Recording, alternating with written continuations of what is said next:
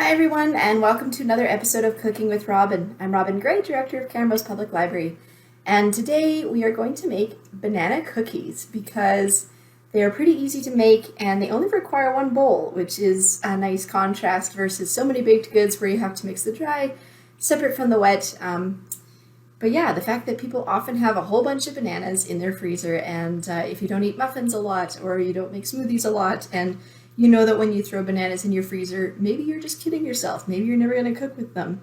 These banana cookies could be a good way to use some of them up. So as I mentioned in the previous video, I like to peel bananas and freeze them kind of in a container, just kind of separate it out enough so that I can pry apart the bananas to pull one out at a time. So for different smoothies and stuff, I know a lot of people throw them into the freezer, peel and all, but it kind of means then you have to wait for it to thaw before you can use it. Well, I guess either way works, but I prefer to peel them ahead of time.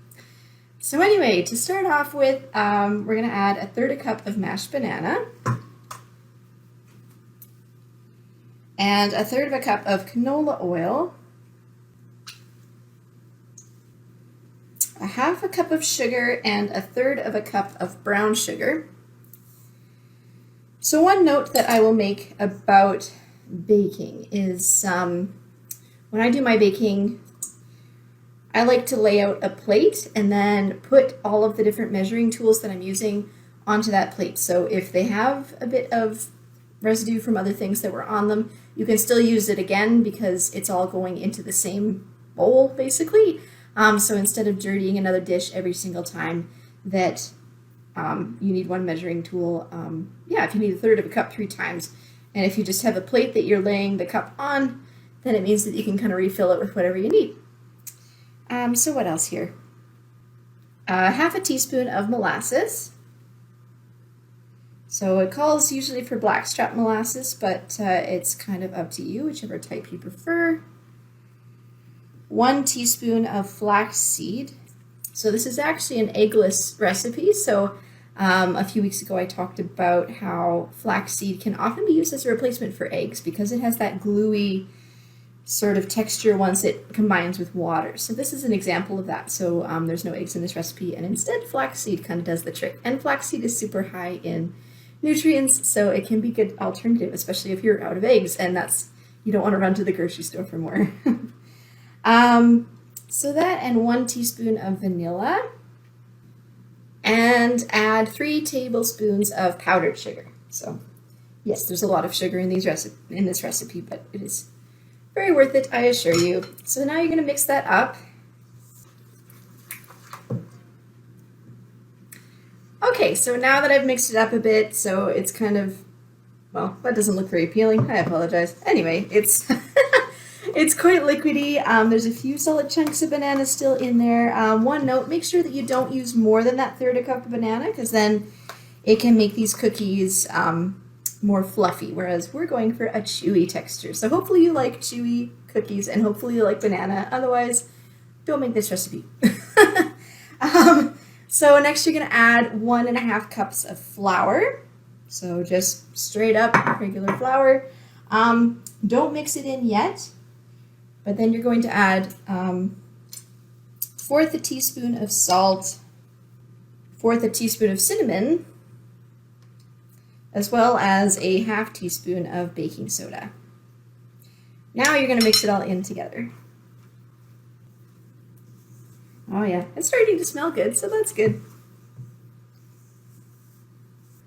Okay, so at this point, you should have your oven preheated to 350 Fahrenheit. Sorry, I forgot to mention that's the temperature it's going to be at, 350.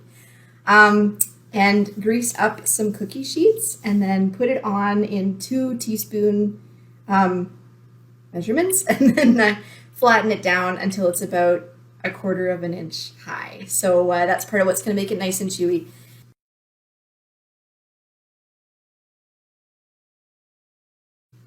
So then you're going to bake them for about 8 to 9 minutes. So it'll probably take 2 batches, but that should be okay. Once you've taken them out of the oven, let them sit for a little bit. Cookies continue to cook after you've taken them out of the oven. So in a general, for a good cookie rule is don't just instantly try to take them off of the pan.